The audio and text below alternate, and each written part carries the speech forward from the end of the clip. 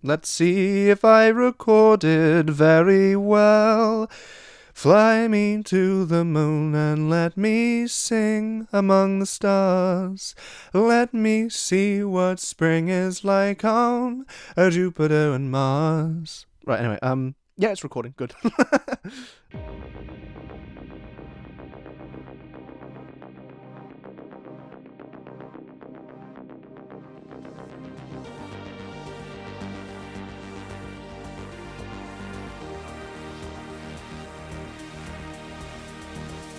Hello and welcome to the Overton Audios podcast. My name's Connor Chadwick.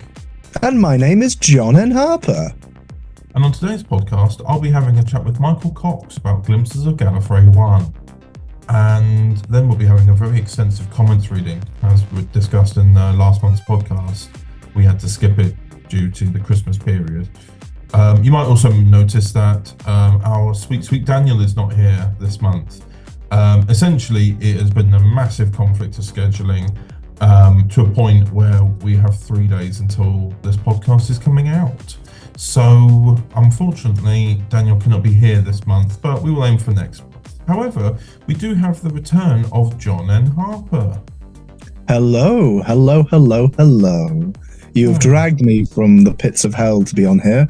I am very excited. Hello. Indeed. How are you, sir? I'm well. I'm pretty good. I've just been doing some writing today, and recently on the Dark Design Dramas channel, episode 4 of Reign of the Golden Age came out. So that's a cool thing. Indeed. And yeah, I really like that, and I want to say thank you to pretty much everyone who was in it. Ray Monet, who plays my companion and is also my darling wife. Jimmy Wolf, wonderful performance as Graham Parker, a character very close to my heart. Kath Meal, Chelsea Largan, and Rory Guest. Wonderful, genuinely some of the best performances that I've ever received. Yay! Hooray! Yay! Huzzah! Huzzah! So I had a quick look as to when the last time you hosted the podcast was. Yeah. You've appeared in the podcast. The last time you appeared in it was to talk about Mastermind. It was to talk about how that Mastermind tie-in episode into the Dwem 60th. That's how long ago it was. 300 years ago. But specifically, the last time you were host was for the April 2022 podcast. Here we are, 3 years later. Hello, everyone. I'm back. Indeed. Did you miss me? Indeed we did. So indeed we did, because I've been on in the background working on shifting and organizing my audios a little bit to be on new platforms rather than SoundCloud, because SoundCloud, the cost of keeping SoundCloud on is getting a bit much. So as a result, I found myself reflecting on the podcast quite a lot.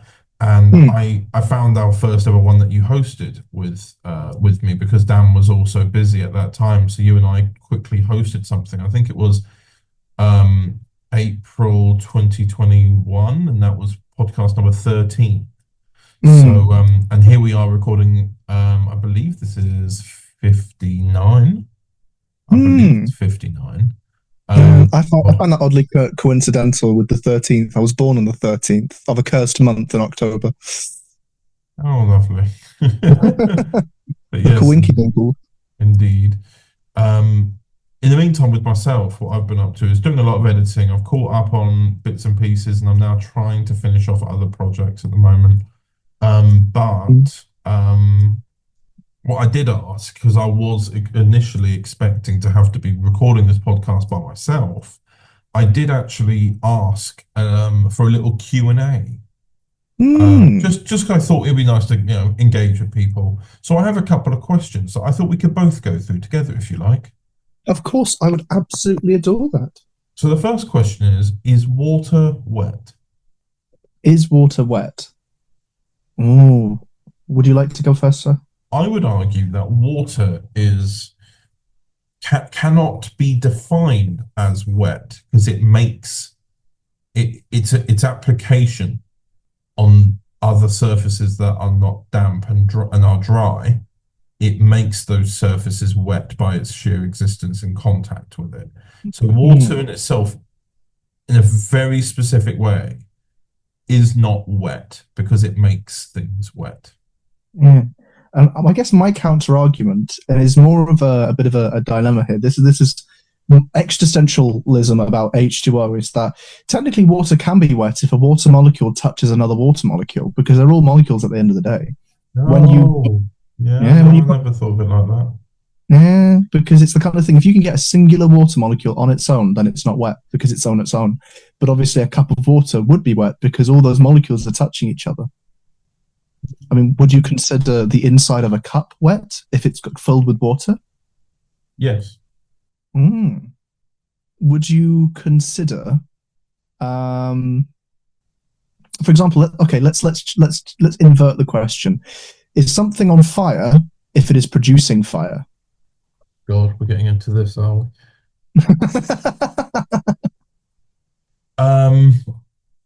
Sorry, repeat the question.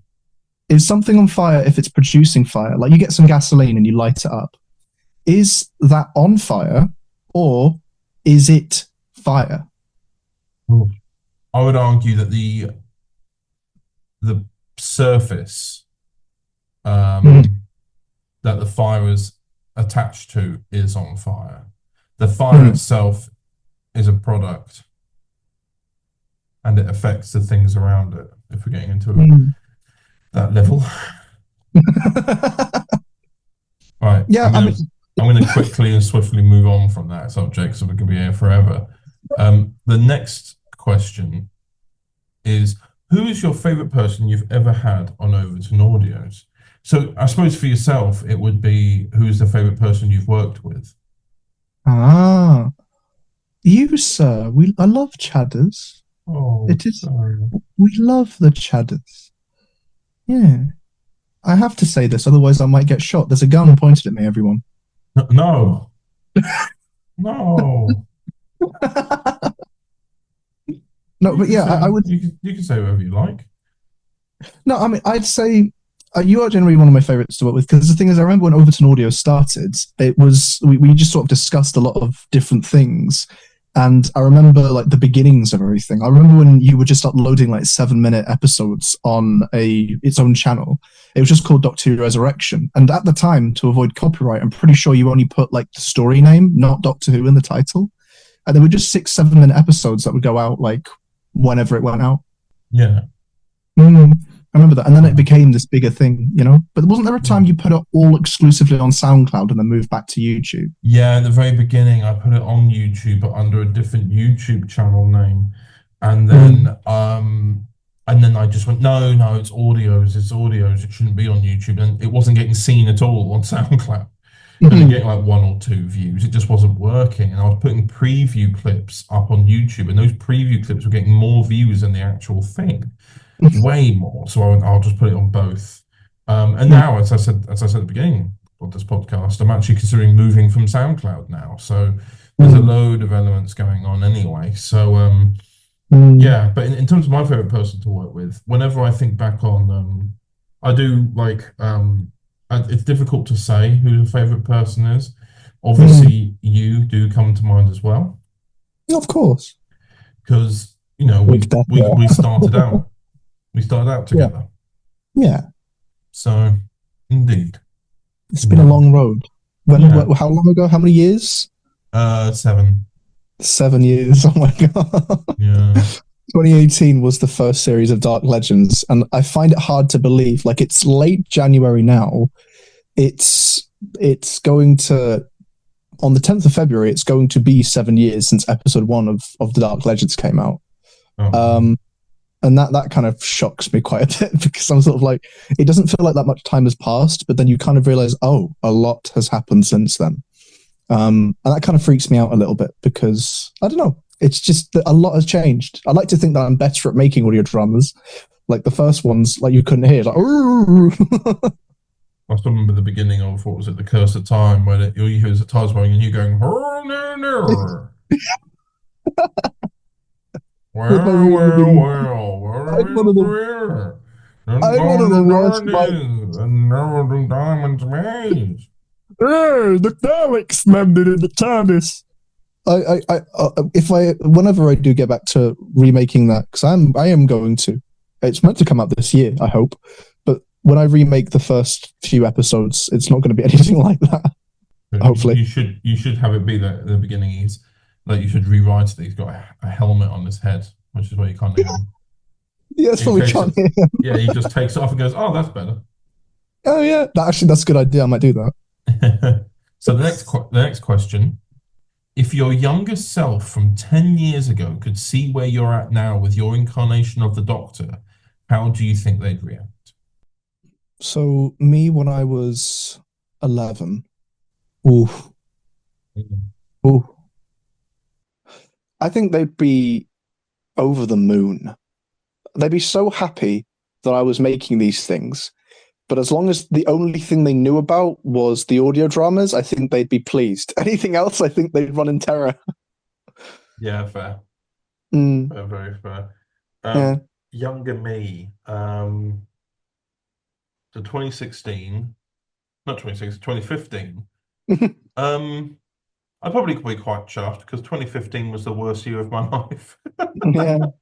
So, like, if anything that shows like growth in character will be a good thing, in Oh fairness. yeah.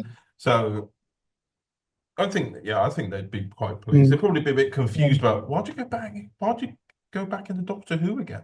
But like Yeah. they'd probably get why because I'd made obviously all those Yeah. fan films back in 2014. Yeah. Um, I mean, the thing is, 2015 was when, started, like things were changing, going through puberty, all these different things. And the things, I was still quite the kid who liked Doctor Who. And I was obsessed with all sorts of YouTubers. And 90% of the people that I watched on YouTube, like as like Doctor Who fandom creators, I know now. And the thing is, if I had told that to myself, it'd be the kind of thing of like, oh, what? I'd be so excited because I absolutely adored a lot of the things that went on in the fandom 10 years ago. And it's nice to have them still be part of it. Not everyone stayed, like people go on and move on and have their lives, but the people who have, it's quite nice to know them. oh yeah, of course, of course. Mm, Right, so mm, next questions. Would you recommend Glimpses of Gallifrey to someone who's starting out with Hartnell? I suppose this one's a little bit more specific to me, isn't it? mm, Yeah, so Glimpses of Gallifrey, yes, I would. Um, because it's Hartnell before he took the TARDIS. Um, mm, it is a very simple story. It's not exactly if you told someone this is Doctor Who and then you play Glimpses of Gallifrey, it wouldn't be accurate to Doctor Who becomes. But yeah. it's meant there was a nice small story. So I would recommend it, yeah, just to kind of like, put out the feelers. Mm. I do Um, like the title. It's an amazing title. And just as recently as about half an hour ago to an hour ago, recorded some lines, and that was absolutely amazing. I love the scripts. I adore those scripts. yes, indeed. Mm. But yes, the next question is, which of the 2024 releases are you the most proud of? God, this is very specific to me. Oh Um, yes. so maybe an unorthodox one, but it's actually the Paternoster Gang volume. Um, Mm. you wouldn't think so, like around obviously you've got stuff like Torchwood and the Frontier Doctor and everything like that. Like those were all amazing and they don't devalue in my mind. But the Pat Gang sits quite happily in my heart because I didn't feel like I was working on anything. It was really Mm. leisurely and it felt like I was back in the old days of making stuff again. And I Yeah. just felt really kind of content making it. And I just need that's Mm. kind of a spark I've been struggling to find every now and again. Because you get so used to doing this sometimes. Mm. Um, the next question is there any 2024 releases that you wish you had another go at? Now, there are two contenders that I'm stuck between at the moment, but I would end up now saying probably Doctor Who, The Northern Doctor, Further Adventures. Um, Mm. I love the audios and the stories within them, but I'm not a cover artist at heart. I'm not great at them, and I may have had to make all the covers for this volume. I'm really, in the end, looking back on it, I'm not 100% happy with the cover arts. Mm. I'm not pleased. I'd go back and redo the covers. And Well, you could then always do that because you can change the thumbnails. Like it might yeah, not be but the not video. not on the But video, not on the video. no. I'd want to erase it. But Mm. that last question, which year has been the best year for you Overton Audios wise? Um, I would argue 2021 or 2022. Hmm. Those were kind of what I consider the golden years. That's when we were just starting out and stepping into new territory. Even though I was in the background having quite a few arguments with people, and obviously at the end of 2022 we split off from DW 2012. Hmm. I am still content with the stuff we were making, and it was fun. Not to say it Hmm. isn't still fun, but there was just lots of joy there. I mean, Um, I kind of relate to that on a personal note when it comes to university because I've left uni. I didn't finish my course. I might go back to in the future. But while I remember going through a lot over the last like couple years, I also look back on my memories and the photos and the videos and realize, there is a good takeaway with this. And they were the golden years, and there are things that I can cherish for the rest of my life. And just because because it's always a balance. If you have a lot of joy, there's a lot of pain. And the thing is it's what you concentrate on. And I would agree with you there because I absolutely adore that era between 2021 and 2022 in terms of the content that was coming out because it was filled with soul, if you know what I mean. And it's just the kinds of adventures that were being made. I absolutely adore. And I'm biased because Mastermind, but I genuinely do love that era, which is kind of confusing considering we were in lockdown at the time. Well, at least for some of 2021. But like, it's I think it was also because a lot of the projects that came out in 2021 and to an extent partially 2022 because of the continued lockdowns was because mm, we were kind of a lot freer of work, mm, so we could just mm, purely work on projects. So that was mm, really nice. Um, and then in 2023, 2023, I always talk about that was a rough year for me mentally. As a result, mm, I don't think 100% that I was 100% anyway. So I always think I'm a bit regretful of that year. But mm, we build, and we continue to push mm, forward. Indeed, mm, indeed. mhm. Now, I realized because I always like to do a little segue with these segments. Oh, Um, but I used the segue earlier when reading the questions. I should have left this one till last. But of course, obviously there was a question earlier about glimpses of Gallifrey. uh-huh. And I interviewed Michael Cox about the Glimpses of Gallifrey volumes that have just come out. So, in that case, shall we go and have a listen to that? I think we should. Let's go. Overton Audios presents. I thought you'd gone. Oh no, we're very much here to stay.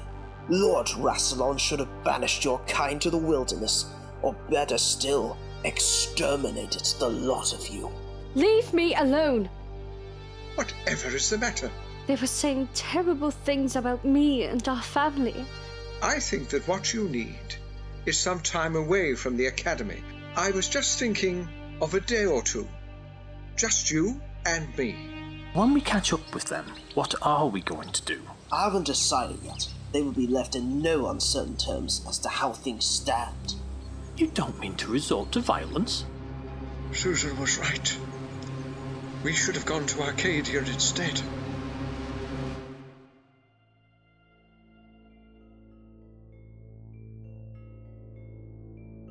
Glimpses of Gallifrey 1. A Holiday to Remember. Coming the 11th of January 2025 at 12 p.m.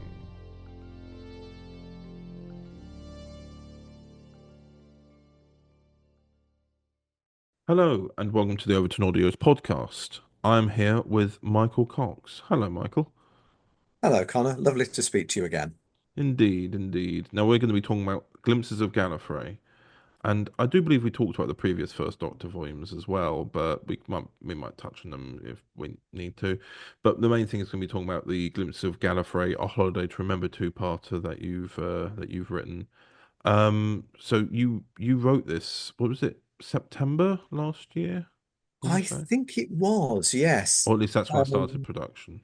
yeah, indeed. Mm. Yeah, was that a very last minute kind of idea? Yes, in a sense, there were two reasons for it. The first is I think we both like world building, don't we? We like to expand Mm. on our understanding and appreciation of the world which produced for Doctor. New Who has sort of explored that in more detail than perhaps classic Who, but then there's all the Mm. expanded media as well that has given us all sorts of insights into Gallifrey and the Time Lords. And Mm. of course, let us not forget the Shobogans. Mm. So the origins of this two-parter are really in the episode that comes later now in terms of our timeline called Flight from Gallifrey. Yes. And in that, as we know, Susan and the Doctor are spending an evening together and they're wondering how to while away their hours. And so they decide to watch an old video log about a trip to the mountains of solace and solitude.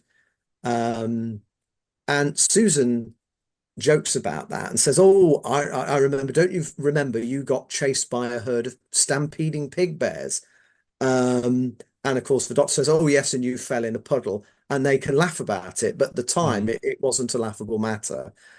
But nothing else is mentioned in that. It was just a bit of an aside, a little bit of colour that I added to Flight from Gallifrey, that they must have done things together Yeah. to form that In order to bond. build, to build that Yeah, to relation. build the relationship, to Mm. get something of the idea of their domestic life. And I think we also indicate that maybe the other members of the Doctor's house um, don't tend to have as much to do with him, maybe, as Susan does. Anyway, I mean, we took a chance, didn't we, with Flight from Gallifrey, but it was well received. It was very well received. It's one of the Yeah. best received episodes that have been done for the first Doctor adventures. And that was a great boost, I think, for us. So I Mm. sort of pitched an idea to you that, well, I think we both wanted to explore stuff before Flight from Gallifrey, because that's like a an important event in the Doctor's life. He leaves home. But there's a lot happens before that, clearly, because well, so much happens. There's all that stuff with the Decker, with his Hmm. friends at the academy. There's the falling outs that must have happened with Ushas, who becomes the Rani, although of course she appears in Flight from Gallifrey, and they've got a bit of a love-hate relationship, really. The Master, Koshai, so we haven't really seen him in his earlier Delgado years yet. So there's so much that could be explored. So I thought, well, let's be a bit tentative, and we could use this idea of the holiday just to touch back into some of that earlier time and see how we get on. Because I think Mm. it's sort of like not holy ground for people, but it's very precious to people. It's precious to us. That's why we're doing it. And we want to do it in a sensitive way so that people don't say, "Oh, you've ruined my continuity," or my headcanon or whatever, or that doesn't agree with the Virgin Media new adventures, or it doesn't agree with books that have been issued by the BBC under license, or Mm. other things that people may have found online. So I thought, well, this can be a fairly self-contained thing. And so we thought, right, let's explore that holiday. What happened? Why were pig bears in the drylands? They live in the Great Forest, thousands of miles away. What's occurring? So we also established that the Doctor, these little asides that people make, says, "Oh yes, I remember going up the mountains of solace and solitude years ago with Koshai, but different times." You think, "Oh, well, what happened then?" So, we can gently seed things which we may or may not revisit later. So Flight from Gallifrey establishes a holiday to remember. Now, originally, I was just going to go for one episode in length. And by calling these series, almost like Glimpses of Gallifrey, it was just like a little window into one little aspect of their life. Because I thought, I don't think I can write very much about this. And anybody who's been following the First Doctor adventures on Overton Audios will know that I tend to write long episodes, and you're very long suffering and patient with me because you have to edit all this stuff and find cast who can deliver all these very long lines as well. So I'm always very grateful to you and the team for bringing the script off the page alive. But anyway, yeah, so it ended up becoming a two-parter. I really surprised myself, but I obviously I like what I've written. Otherwise, I wouldn't have submitted it to you for your editorial eye. So it meant, therefore, that the incident. Oh, spoilers! You should have listened to it by now, good listeners. The incident with the pig bears was the perfect part one cliffhanger. It's actually quite a large cast for considering some of the other scripts I've written. There's 12 characters, though some don't really feature much. But the thing I like about part one is this almost like world building exercise. It gives us a glimpse into the Gallifreyan life in the Citadel. The Doctor works at the Grand Archive researching possible events. We later discover in Flight from Gallifrey why he took such a mind-numbing job when really he'd like to be an engineer and a builder of things because he wants to monitor his own timeline. And then, of course, Susan has just started at the academy. I decided, I looked at a few things and I thought, well, I don't know how long they're at the academy for. Sometimes they can be there for several hundred years learning stuff. So this is where it comes into a bit of debate because about how old Susan was. Because people said she was people said she was 16. Well, she was the Gallifreyan equivalent of that. Yeah, but they said that was 96. Yeah. So she's 96. That's what I've gone for. Yes, yeah, because I always thought it was around the 90s. Yeah. Because I also refer back to the 10th Doctor when he says he visited the Medusa Cascade when he was only a kid, 90 years old. Yeah. So I think if you're a kid, then okay, I don't know why I always had 90 in my head for Susan. The 96, no, 97 is actually mentioned somewhere. So I thought, well, we'll take it back. We'll just be cautious and we'll just take a year off that. And she will turn 97 in the course of getting from Gallifrey to Totter's Lane.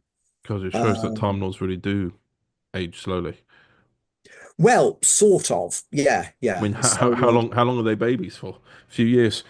Well, now that was the other thing. Oh, now you're setting me on a little. That's the perfect. You don't realize this perhaps, but this is the perfect setup for what I'm going to say next because, Susan, I decided was relatively recent at the academy. There's a couple of reasons for that. One, I can't really go into with the general public, but I can talk to you about offline. Yeah, okay. You probably know what it's about. You probably. Yeah. So I decided that she was homeschooled at on Mount Long in I take the Long Barrow continuity, which apparently Steve Chibnall has never read Lance's novel.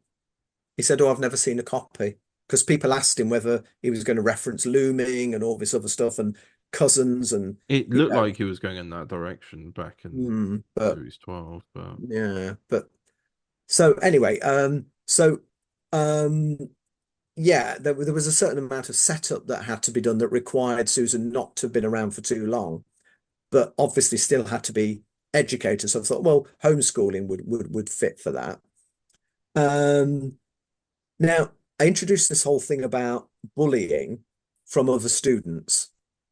It is a bit of a hot topic, especially actually in the online communities, as we know. So it's something that resonates with a lot of people. Hopefully it won't trigger anybody. But it all revolves around this distinction within Time Lord culture about whether people are naturally born or born via the genetic looms.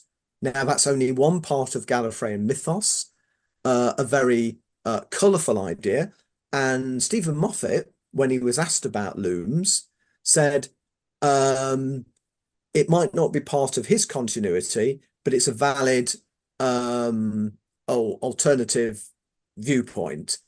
And that was in a Doctor Who magazine interview some years ago when he was the showrunner. So he's, but I think there is a way of bringing all these things together. Well, yeah, because I've always seen it as the show is a time travel show, firstly and foremost, but also simultaneously, the Doctor has been traveling for so long. You're going to tell me things are exactly the same as they were when he left. It like things I think are a little bit in flux with certain things. Like I think there was something that Russell T Davies said about it. He said everything can be canon. Yes. Like he so did. whilst I think there's always an appreciation for accuracy. I think at the same time, especially like because I love my Gallifrey lore anyway. It's been something that is very it can be very divisive either way about the subject of early Gallifrey. Yeah. Because obviously what was so great about the war games, for example, was they were just three men initially. Yeah. Three men in a trial room, but you knew there was a whole billions of them potentially. And that's where you were left. You were left with that. And that's why when it comes to these episodes, including Flight from Gallifrey, I've tried to make sure that when you imagine them walking around, there is a sort of, you can imagine it in a 60s noir style vibe, walking along these black and white corridors. I mean, I must say that I see no contradiction between the idea that of Rassilon's introduction of genetic looms after the Pythia curses them to sterility, and the idea of Tectuan's experiments on the timeless child, which results in the Time Lord DNA. There's no reason why the two theories can't be harmonized by seeing them at different points in Gallifrey's history, or even as the divergent timeline outcomes. So in all possibility, for me, I would say that the looming, so to speak, is a way of Rassilon establishing control over the elite population that lives in the Citadel. Their lives are literally in Rassilon's hands. They're tied to a certain number of regenerations. Now, how he acquired the power of regeneration to turn Shobogans into Time Lords is another matter. Yes, that's a whole other matter. Yeah. Well, here's my theory. Yeah. Here's something to set a cat among the pigeons. We can take it. We used to take it that the Doctor was the other, the third mysterious founding father of Time Lord society. But maybe it was Tectuan with her genetic knowledge. I'll leave that thought with the listeners. Yeah. Because that way you can have all three. That means that we don't just discount Rassilon completely, because clearly he was even in New Who. Goodness me, they used him a few times in there. They did. Timothy Dalton. And then what's his name? Whose name escapes me, but same. I realized I'd named one of them, but couldn't name the other. Yeah, but anyway, back to sort of Holiday to Remember, just for the moment. Anyway, spoilers ahead. The students who bully Susan are from the House of Rassilon, and their attitude to species purity helps to establish, in a sense, the trajectory which will lead the Time Lords to become the horrors we see in the Time War, because everything starts as some sort of seed. So their discontent with even people within their own society means that they can become what we see the Doctor, the 10th Doctor, horrified, well, actually the 9th Doctor and the War Doctor horrified by, really, in, this is what we've become. That doesn't come out of nowhere. It has to have a seed from somewhere. So this, for me, is almost like exploring some of that seed, the prejudice between the natural born and the loom borns. Um, we also see some of the rivalry that exists within the Time Lord hierarchy. Members of the great houses look down on the lesser houses, and the Doctor is apparently from a lesser house, the House of Longbarrow. We see that even among the privileged inhabitants of the capital, not everyone is equally wealthy or influential.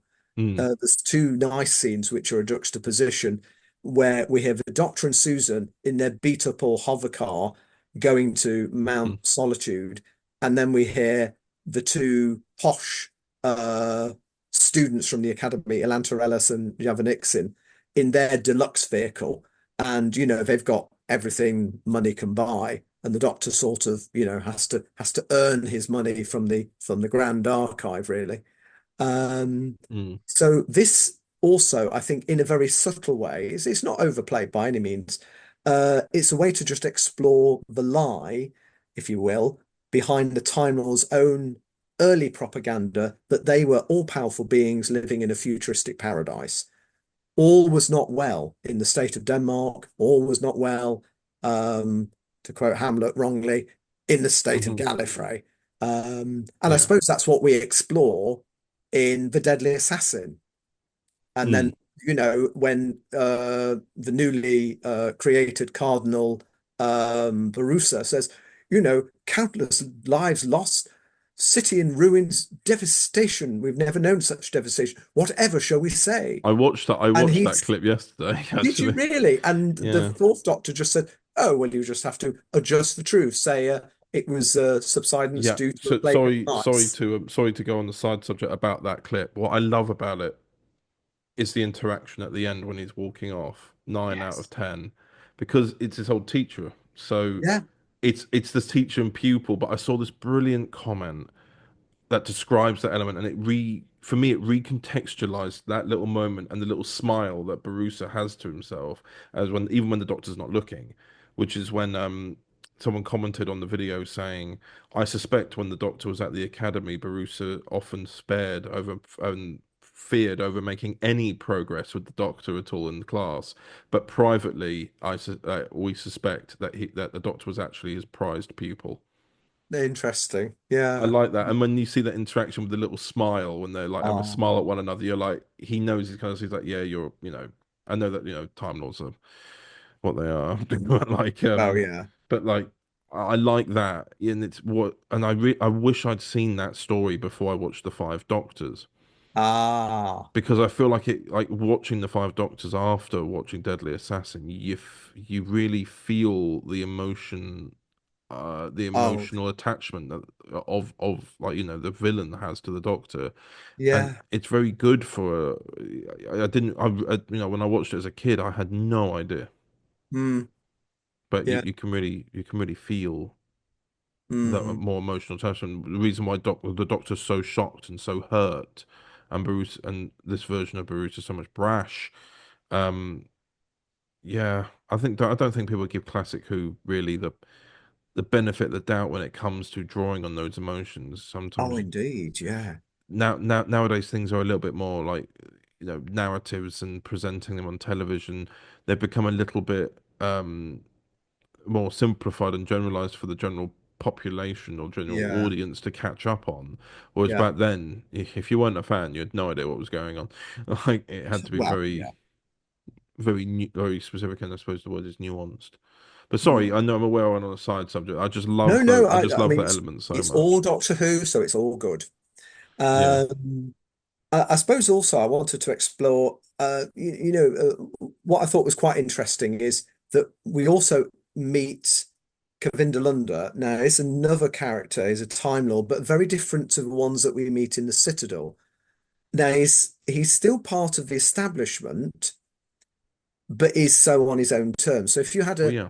a continuum or a spectrum, you'd have the renegades at one end, probably the Master, the Rani, the Corsair, or Drax, and then probably the Doctor. Then someone like Vansell, and then you've got people like Kavinda Lunda, and then moving forward, you've got then obviously the real establishment figures who are very much playing by the rules and doing everything that Gallifrey expects of them. Mm. Um, so I thought it was nice to be able to use this figure to look at a little bit more of Gallifrey. So we've only ever really seen Desert of the Drylands on TV. Now that was in the Fourth Doctor story, The Invasion of Time, and I did think that they underused that opportunity. Mm. I don't know whether it was just to I don't Oh, mean yeah. badly, So, but waste time. They mm. got Leela and Rodan out of the city, and then there were these people who were living almost like prehistoric style lives, got bows and arrows and things. Do you know how to hunt? Do you know how to do this? And then they say, oh, well, we can't do that. Leela could, of course, but then Rodan says, oh, I can't do that. So, all right, take her back to the city. She's not going to survive out here. There was a missed opportunity, I suppose, to really explore more about the rest of Gallifrey. But anyway, they didn't Mm. do it, and maybe there were reasons why they couldn't. I will say, speaking of the Drylands, we were so lucky because I got Glimpses of Gallifrey edited 2 weeks before it was due to come out. Hmm. What was lucky about that was when the War Games in color. Have you seen the War Games in color? I've only seen a couple of clips so far. Right. Well, they have a couple of. You've seen the visual trailer. Yes. Apart from one shot, all of those Gallifrey insert shots are from War Games in color. They made brand new Gallifrey shots. Oh. And I was in the middle of, I just finished editing the episode and I was trying to figure out the backgrounds. I was like, I need something like sand or dirt or desert. And then I watched War Games and I was like, oh, I love you. I've got all Oh. these shots where they like it's like there's a shot coming out from behind a rock to show the citadel in the distance. There's one where it's just panning forwards. And then there is the one that's used from the end of series 9, Hmm. which that one they used in the episode as well, which I understand. But Yeah. I thought I'd have be stuck with that one and a few other orange sepia Hmm. toned beaches or something. But no, when they released that, I was like, you've saved me. Oh. Yeah. But Sometimes these things just turn up when you need them. it's a good thing it was in the drylands. Hmm. Indeed. Yeah. So I thought that, I mean, I do go to expanded media often, and also Mm. from certain online sort of compendiums of knowledge about Doctor Who.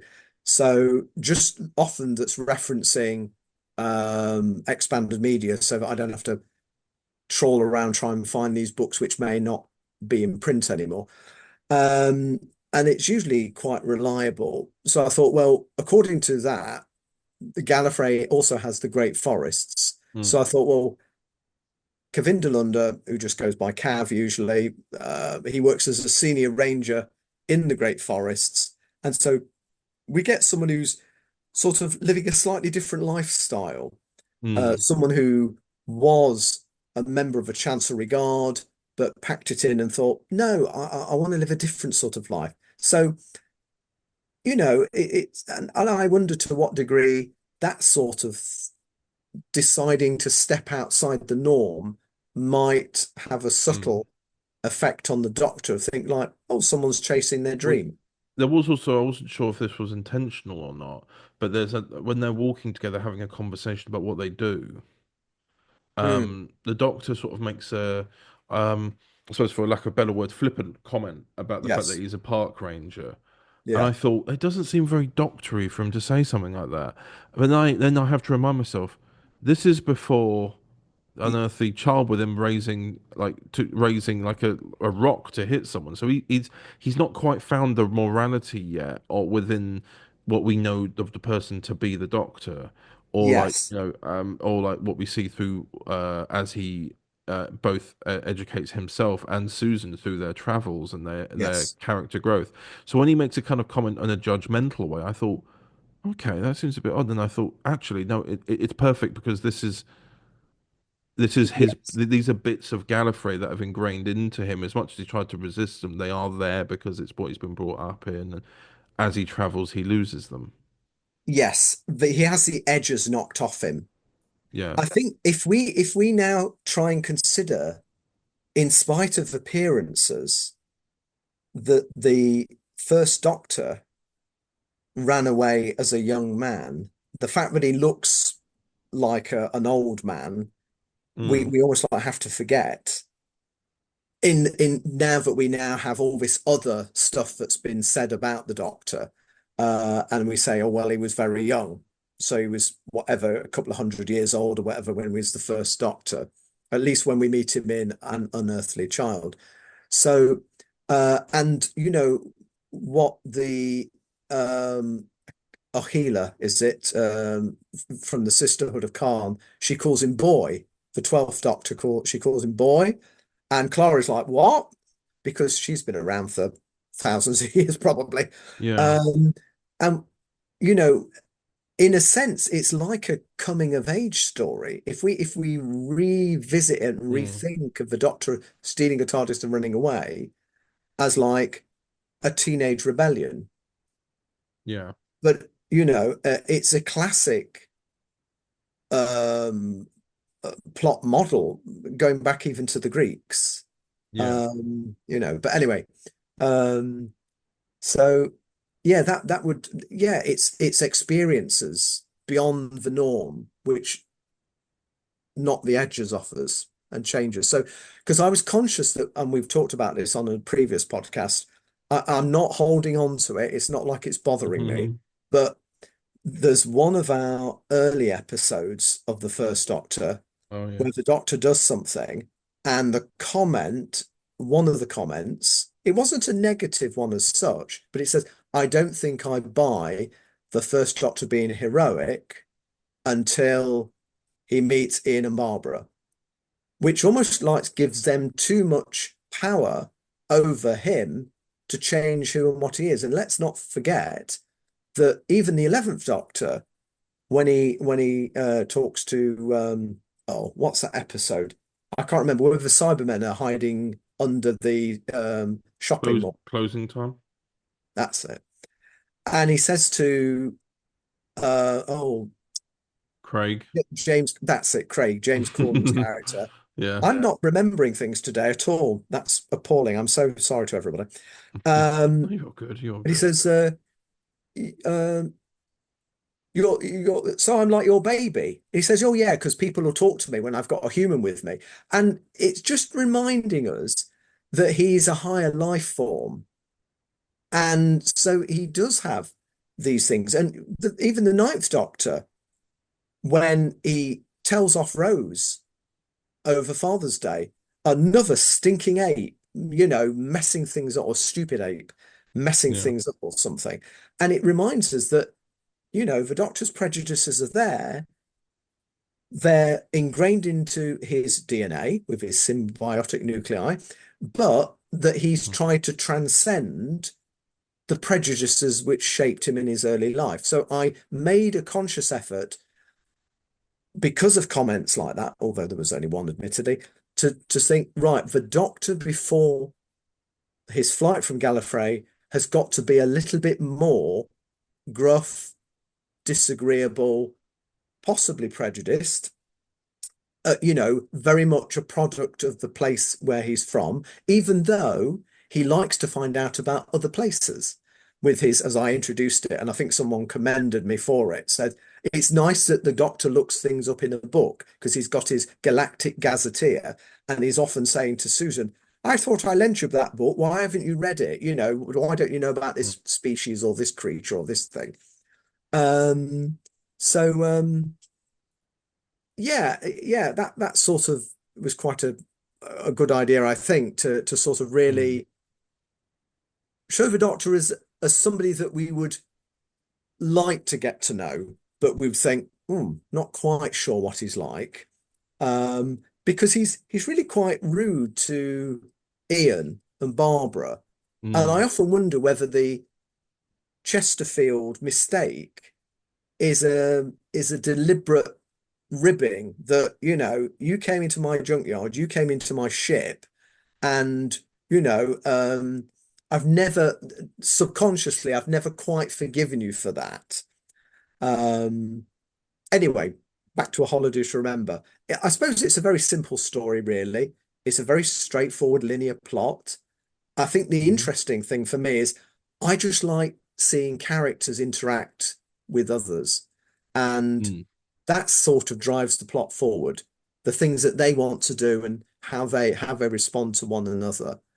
I mean, maybe it's a self-indulgent thing, but I like to see the Doctor in different scenarios and Susan as well, and just see Yeah. how they fare. And some people might say, "Oh, well, that's a bit like fan service." That shouldn't necessarily be a bad thing because we're all No. fans. Yeah. No, I You agree. know. I agree. I think you've answered every question I had planned. Oh, I'm so sorry. But no, like we said, it's like we said. If it happens to be a little bit shorter, that's also fine.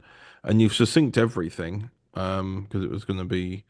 I mean, I suppose there was one question I could think of, although because we did touch on world building Oh, yes. about talking about the sources that you cited, because obviously, like you say, there were like previous showrunners and current showrunners have all had their opinions on Gallifrey. In fact, the quote I think you said to me was that Time Lords can also get married and have children.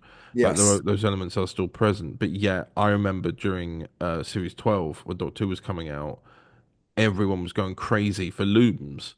So it's something that seems, and I've seen like comic interpretations of them, and they all seem to look like the thing that the 13th Doctor got put into to enter the Matrix. Yeah. Everyone thought, oh my God, she's getting loomed. They've confirmed looms.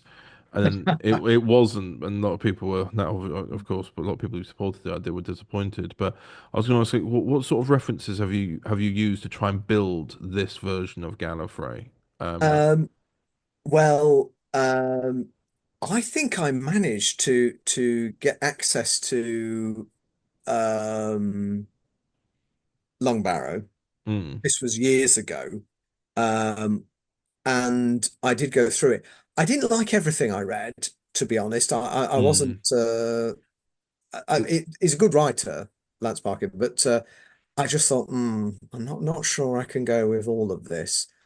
So I've always been intrigued to see whether Big Finish would sort of try and explore some of that, even if they said, "Do we have?" Because he's written a few things or done some editorial supervision, I think, for Big Finish, hasn't he?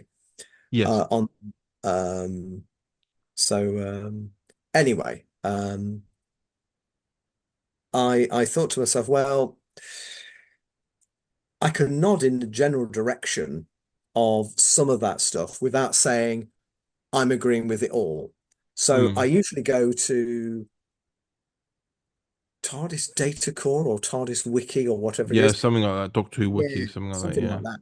And just see where, putting in certain search terms, just seeing what they've got to say for themselves. And usually they'll reference all the expanded media. And I then try and look at whether that is wholly inconsistent with, let's call it BBC Mm.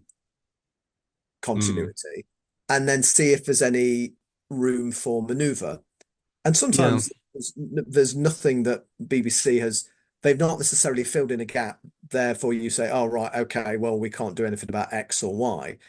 So, as I said earlier, I think there's a way of harmonizing some of that stuff without getting into too much detail. Because if we reference too much detail, then people say, "Ah, right, you've hitched your wagon to that particular horse, and that will only take you in one particular direction." So, for Yeah. instance, as I was mentioning, I could imagine that if we still keep to the three founding members of as they're called, the neo-technologists who break away from Pythian society, and she curses the Time Lords, but before we get to that, maybe the way to harmonize some of the Tectuan stuff is that maybe they had acquired the Time Lord DNA, the regenerative capabilities, Mm. and the Pythia thought they're just going to become too powerful, Yeah. and then curses them to the sterility, which then they try and escape from through loom technology. So it becomes a solution to a problem. So it just means that Tecteun is perhaps the other, or takes the place of the other, and provides that aspect of the new Gallifrey, just as Omega, with his Hand of Omega and whatever stellar manipulator creates the black hole for the Eye of Harmony, and then Rassilon is the one who just provides, in a sense, the leadership and very much the control over the new society. And then the looming will serve a dual purpose, because it's not only providing them with the opportunity to keep the population going by using genetic materials from the great houses, but also it's a method of controlling the elite population, because they can only regenerate so many times, because it's the what's it called, the Rassilon imprimatur. Yeah. So yeah, I think it can be harmonized if one really wanted to go into that level of depth. But I think with some of our storytelling, because I'm calling it glimpses, it's just giving us a taste.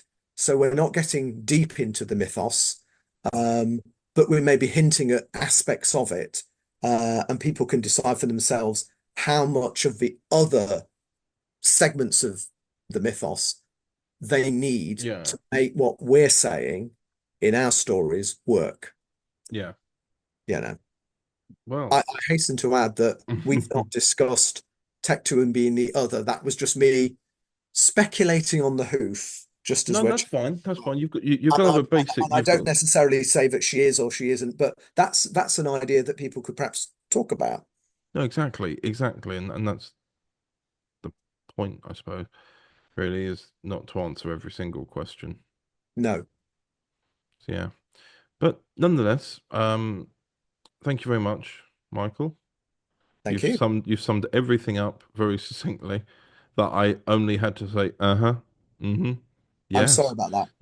No, it's fine. It's been really it's always a pleasure to listen to you talk. Honestly, it's all good. But yeah, thank you so much again, Michael. And welcome back to the podcast. And I am still here with Mr. John N. Harper. Hello there. Indeed, and we're going to be doing some comments reading. We're going to be catching up a little bit on the audio dramas that we released over the last 2 months.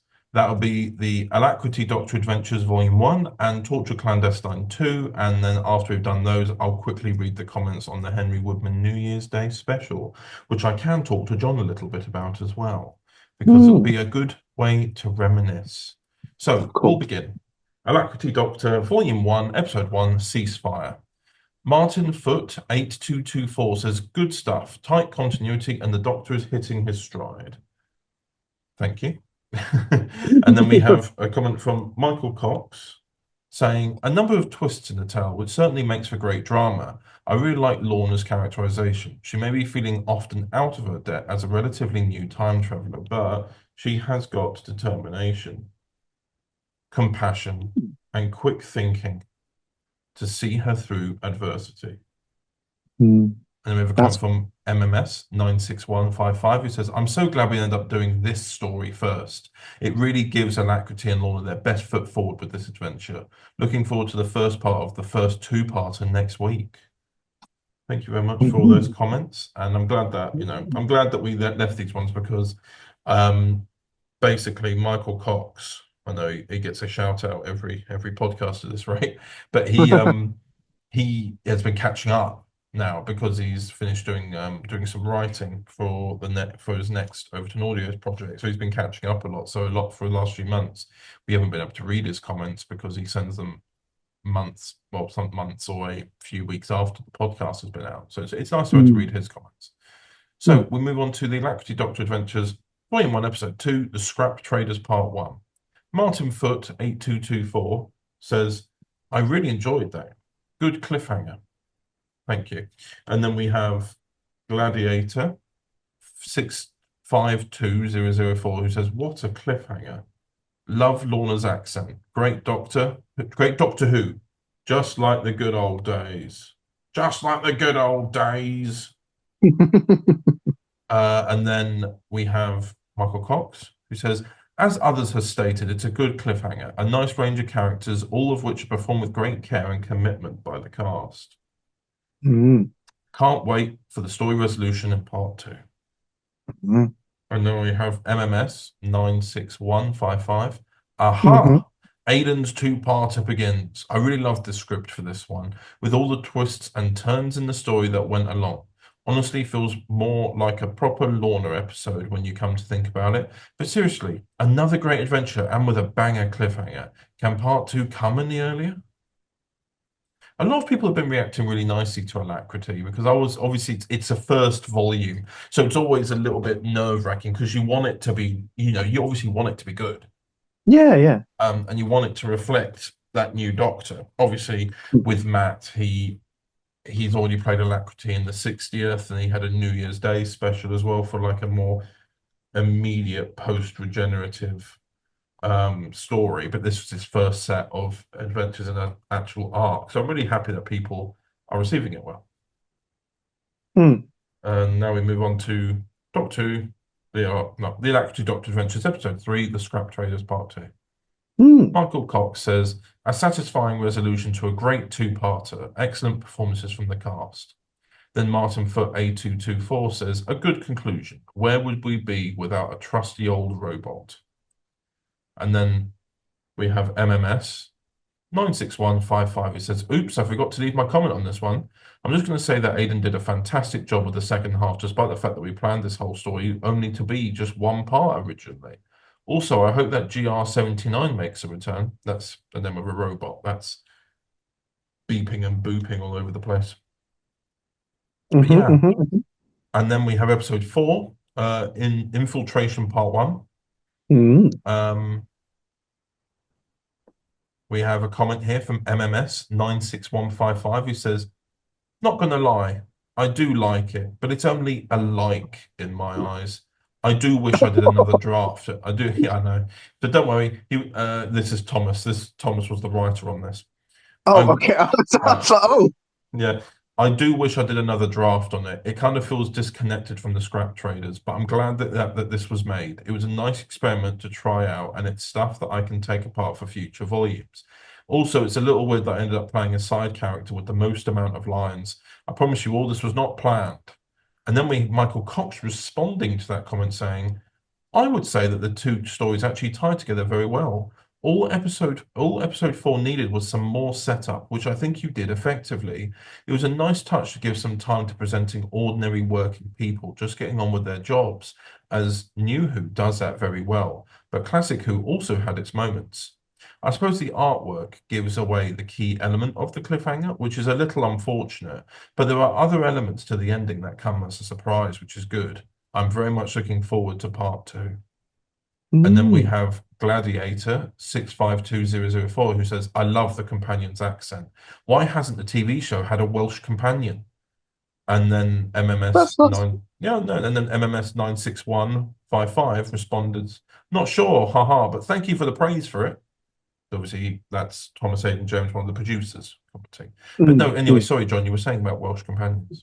Yeah, I'm not going to lie. It does surprise me that we haven't had a Welsh companion yet, because it's currently being, the show itself right now is being run by Bad Wolf, which is a Welsh company, and it's written by, the showrunner is a Welsh writer, and it's not the first time he's taken on Doctor Who, and I'm genuinely surprised we haven't had a Welsh companion or a Welsh Doctor. We've had a Scottish Doctor. Where's the Welsh Doctor?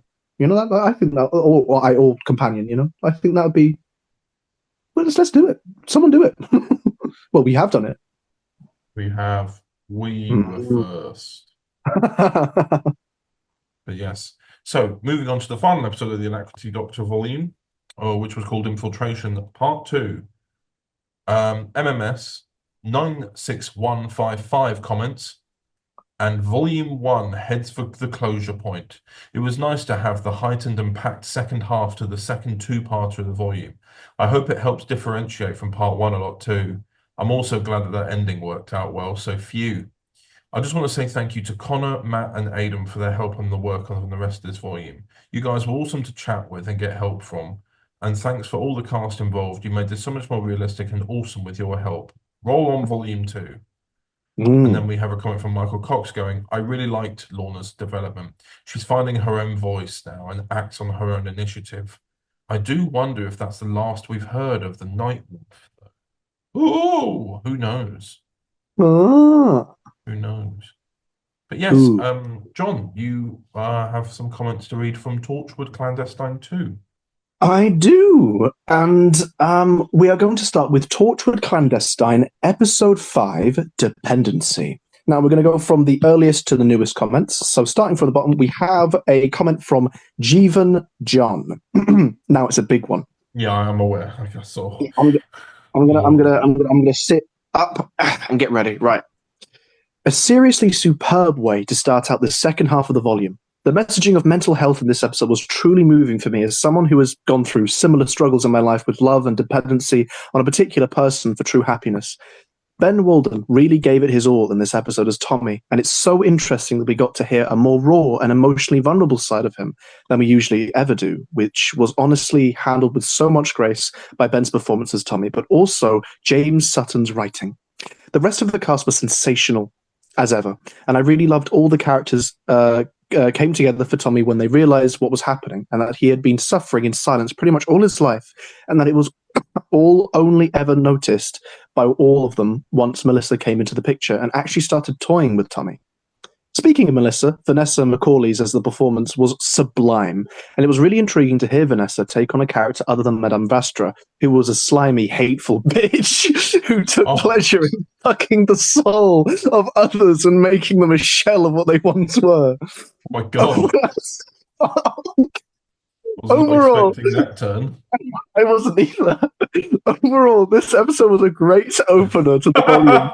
I cannot wait to hear the other remaining episodes, as well as on getting some answers for some storylines and plot holes, especially concerning Dr. Chris Adams. I just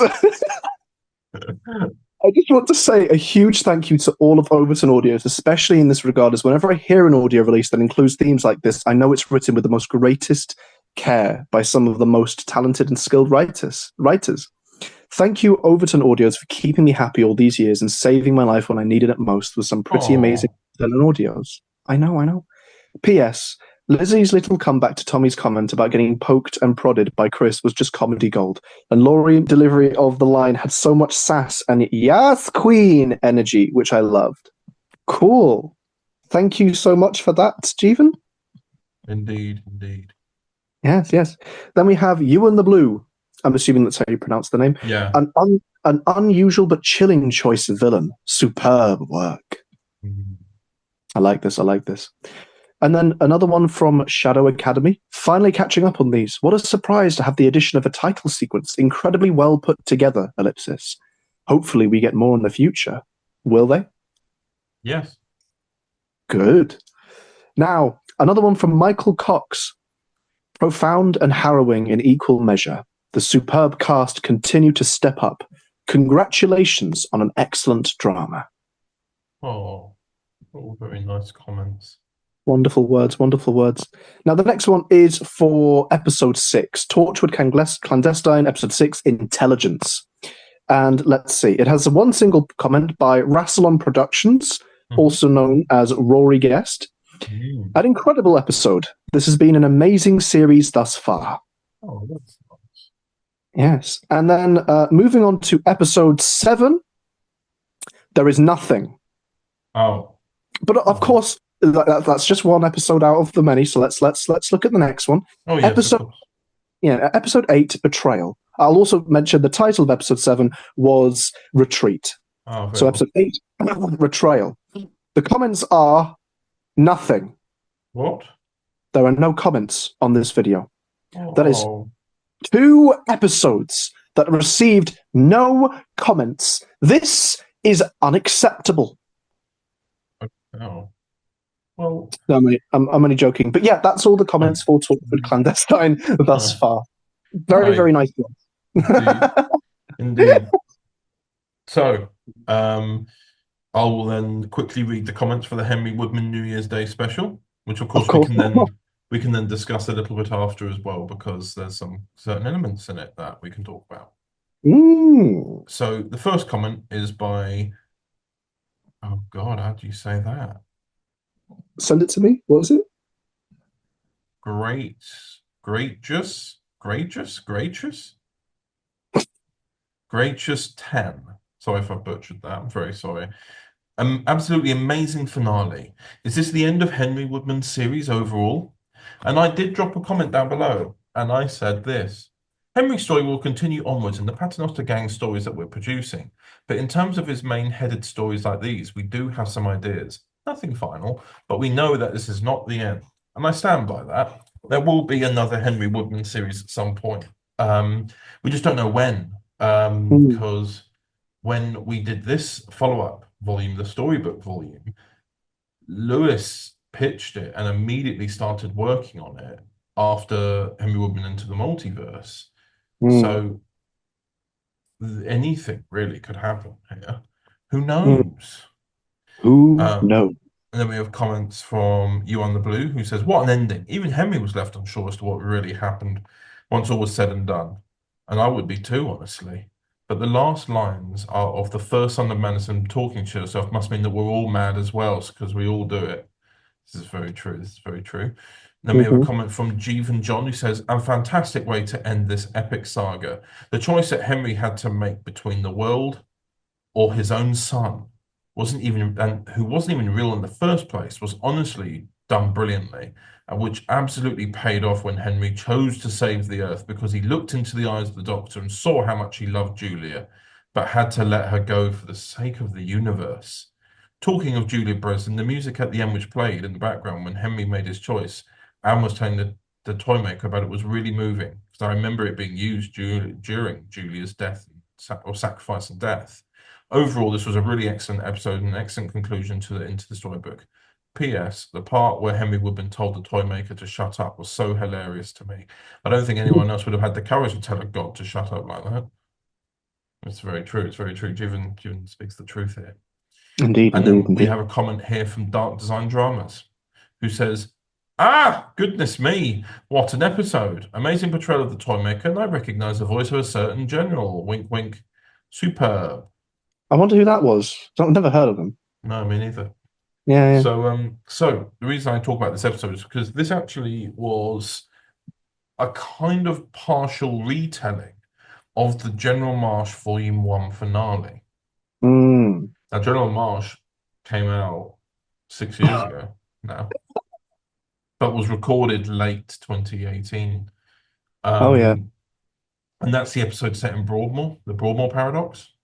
Oh, do you remember when you were stuck there for so long? Right, I'm going to have to give some context now.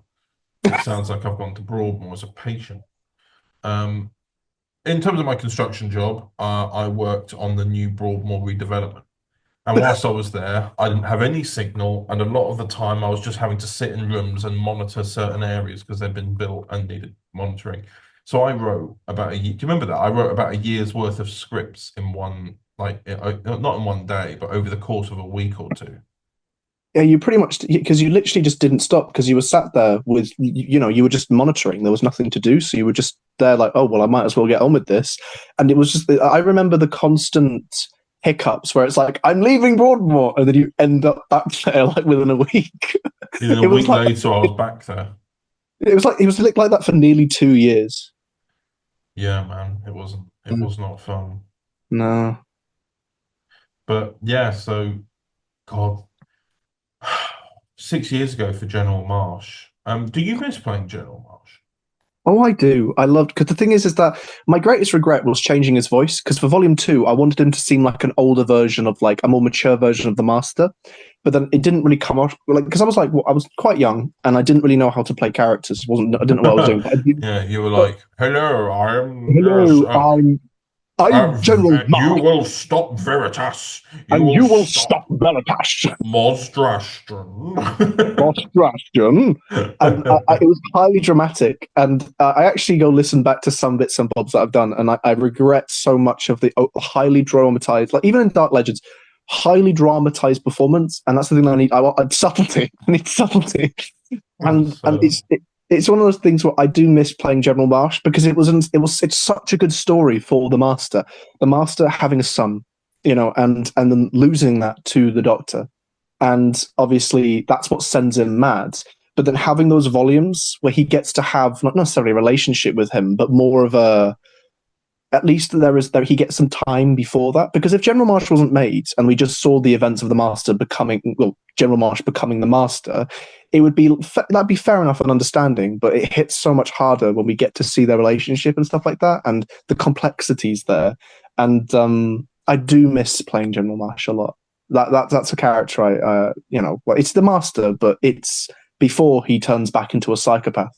I think I said this in the Dripping Hartnell podcast a few yesterday. Is the Master goes in cycles. He goes through a moment of peace and clarity, then the Doctor comes along and kind of ruins it, and goes mad again. Right now he is in that place, considering what happened to him at the end of volume 2. Which one was it? 2. It was what, General Marsh? A Mastermind, with the most recent one that's come out, with what he does at the end of that volume and going forward. Oh, what when he? Oh, right, yeah, I see. Like, what? Yeah, because the recent volume was volume 2, so with that, he basically just wants ultimate power. And we always discussed the character of your Master, where it was a case of he's a Master who retired, went into a full retirement mode. And is back, and all the power that he consolidated has moved on, and he's now desperate for any power possible. But along the way, getting back into things, he has a few failures, which slowly turn him into someone who's a bit more desperate for these things, which I thought was quite interesting. Oh yeah, I mean the thing is with like with his characterization going forward, and with the adventures coming, with his character, I would love to go back and remaster those episodes, like with the General Marsh series specifically. We did 2 volumes of it, didn't we? And they're quite short. Yeah, they're quite short. So I was sort of thinking, well, why don't we like remaster them as 2 big episodes? So each volume is their own, episode. Yeah, that's true. That's an interesting idea. I think that'd be quite interesting. Yeah, either way. Indeed. Well, anyway, shall we go to the coming soon segment and see what's coming soon? What is coming soon? I feel I'm going to get the answer. Overton Audios presents.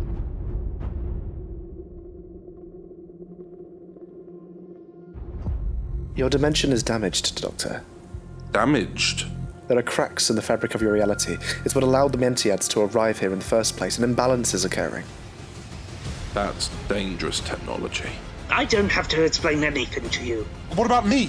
We have armed guards trained on us. We don't have much choice. The system is overloaded. Your attempts to kill humans. It wasn't them we wanted to kill. It was you. Seems that you've wiped your whole life in just one day. You never existed. Then I felt lightheaded, and I was here. Hello, Charlie? I take it this is an old friend. One of my oldest. Enough! He's trying to help. No, that's not the way. When desperate, a Dalek mutant can take control of a host for its own means. Doctor? Charlie Chalice! Doctor Who, The Cravat Doctor Adventures. Multiversal Recovery. Coming the 1st of February 2025 at 12 p.m.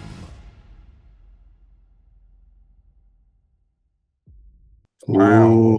Yes. Ooh, yes. What a trailer. What a treat. Yeah, I'm very happy with that trailer. And of course, as if the stars have aligned in this sense, it's the reunion of our doctors meeting from across the multiverse once again. The last time our doctors met was at Christmas 2019. So it's what, 5 years? And well, what's interesting is, I suppose, when we explore that, is the conversation they have. You can see how much they've both changed. Oh yeah, and because obviously you've gone on to the reign of the golden age, as you mentioned at the beginning of the podcast, and you've also grown with your doctor. My doctor became really depressed, and then has now found a little bit. He's more like an old man now, whereas the version of Cravat that your Doctor met was a bit more youthful. I think we've gone in Hmm. opposite directions because thematically, with Dark Legends, my Doctor was the depressed one, if you know what I mean. And Yeah. with Reign of the Golden Age, he has a bit more of childlike wonder, and stuff like that. But with the events, obviously leading into Dark and Cravat meeting, where does it fit in the timeline? I'm sure you'll find out. Yeah, I've left that open. Oh yes, oh yes, yeah. I think things like that. I mean, it's kind of the thing of listen to the stories on both channels. Listen to the stories. Look at the costume and pick a place for it to be. That's what I think. Because I think that'd be the first thing that people will ask is, well, how does Dark fit into this? When does this happen? Where's this character? Where's that? What's this? You know, like that kind of thing. The questions have answers if you just look at the style and the stories and find places for it to go. And of course, as well, wherever there is an obvious place for it, it is likely there. Oh yeah, oh yeah. So, yeah. But no, this has been another Cravat volume after a year and a half. Oh yes. Last Cravat volume we had, obviously, I'm not including the 60th in this, but we had the last Cravat volume we had was summer 2023. Which was called Ascension, and I hadn't written a single Cravat Doctor story. So if you look at it, really, this is the first Cravat volume in nearly 3 years since I wrote anything for Cravat. However, this is also the final volume before we get on to the final run of the Cravat Doctor adventures before Cravat regenerates, which is very scary.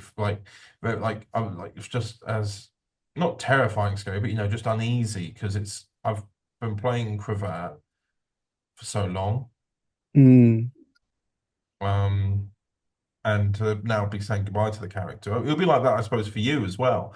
Because even though you've gone through a bit of a reinvention with your Doctor, it's still you and it's still the Doctor and it's still got that past. So when you say farewell eventually, it'll be a similar feeling and you'll be like, wow, it's just that now. Yeah, I mean, I know for a fact, and I don't think I've kept it much of a secret, is the fact that Reign of the Golden Age is the end of the Dark Doctor. This is like his last series, like not series one. Like he doesn't just regenerate at the end. There will be multiple seasons of Reign of the Golden Age. It's his last arc. Yeah, his last arc. And the thing is that even when I do regenerate, I'm still going back and doing the earlier parts of his life. And we've still got the remake of Dark Legends and the very early beginnings of the Dark Doctor. Working title is Dawn of Dark, but I'm not sure if it'll be called that at the time. But it's that kind of thing where I'll actually stop playing the role when I write the beginning of the character. So that's kind of how it's going. And never say never. Always can come back and do like a small little volume and slot it in somewhere, And yeah, but overall, it is still scary though, because obviously you pass on the baton to someone that you trust in terms of the voice, and whoever that may be. I mean, I'm assuming you are. I don't know if you are. You might not be. It might. Overton Audios ends 2026, 2027. I really need to send you those audios to listen to catch up. We've already introduced the Doctor after me. Oh, well, this is the thing. Okay, for all those listening right now, I don't know. I disappeared off the face of the earth for 2 years, and I've come back. The Doctor took me away, and I've returned. And I'm still really behind on everyone's stuff. And since I disappeared, lots more people have joined the community. Now there are even more places to listen. I've got the entire collection of TT Productions to listen to, Rassilon Productions, several other things, and more fan creators who are really good at what they do are cropping up as well. And I'm just here going, what do I listen to? Too much to listen to and so little time to do so. So little time. But I will. I need lists, and I will absorb, and I will enjoy, and I will be excited for the future. Oh yes. Oh yes. Yeah. On that note, we will say farewell for now. It is the end of the farewell. It is time to say farewell. Farewell. No, it's just the way you said this, like, oh, alas, it is time to say farewell. And it is time to say farewell. Yeah, indeed. So, farewell, everyone. We'll see you Farewell next again. month. Bye-bye. Bye-bye!